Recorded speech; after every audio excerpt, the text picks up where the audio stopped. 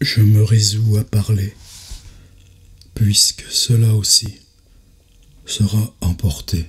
Quelques minutes avant mes plus longues crises, je vois distinctement, car la joie est alors mon seul besoin, des trombes d'eau s'abattre par une ouverture du plafond, et dans la mer d'orage se déplacer la masse noire d'un soleil. Mon lit porte un corps à peine redressé. Ce corps est un angle où ton regard se déchire.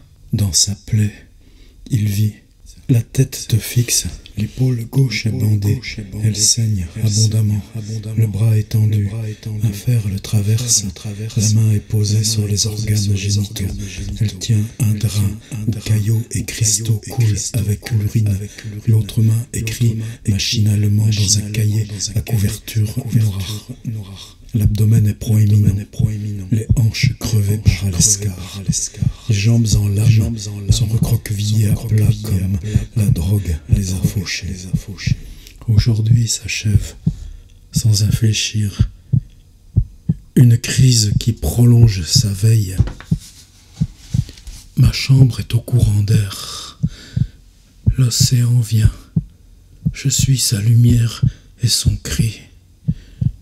Le sternum est découpé pour une intervention sur le cœur qui bat un rythme de métal. Un tuyau jaune guêpe est planté dans la gorge. Il crache des antibiotiques à l'intérieur d'un ventricule. Je m'autorise une injection dont le pouvoir ne désagrège pas la douleur, mais la couvre d'une peau et m'isole pour un temps dans un corps d'où je peux écrire. Génétique, mon infirmité me domine. Penser à elle mène vers sa perfection, l'œuvre de la maladie. À force de souffrir, le discours s'élabore. Esprit venu sur les déplacements du ciel, n'as-tu jamais attendu l'ange du matin? L'orage ensanglanté arrache le plafond. Mon corps est un éclat de verre. Alors que j'écoute mes os se briser, je perds la vue, la parole. Les yeux tombent au fond du crâne, la langue enfle, elle sort de la bouche, un filament glacé s'enroule autour des chevilles, un autre entaille les jambes, un autre les reins, le dos, un autre, encore un autre. Il pleut des barbelés suspendus à des centaines de griffes. Mes mains cherchent le souvenir de leurs gestes. Je me penche pour vomir, m'étonnant de sentir ma maladie sur le flanc. Rien ne vient, j'avale de la boue. Je suis dans un sac. Il y a dans ce mal une intransigeance, une obligation de pauvreté qui me font l'intime d'une agression. Mais jamais je n'affronte ce qui me frappe. Je pense à un repos où la pulsion de mort et la miséricorde se mêlent. Rejoins cette plus juste personne que tu es dans la douleur. Soulage la détresse d'un amour qui ne peut te toucher sans te faire souffrir.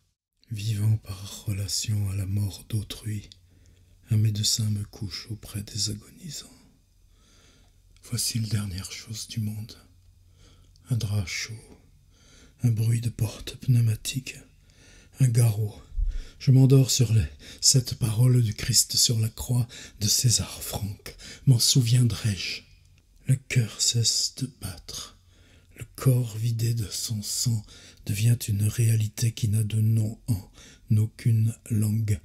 Passe un jour qui ne compte pas, serré comme une bille de plomb.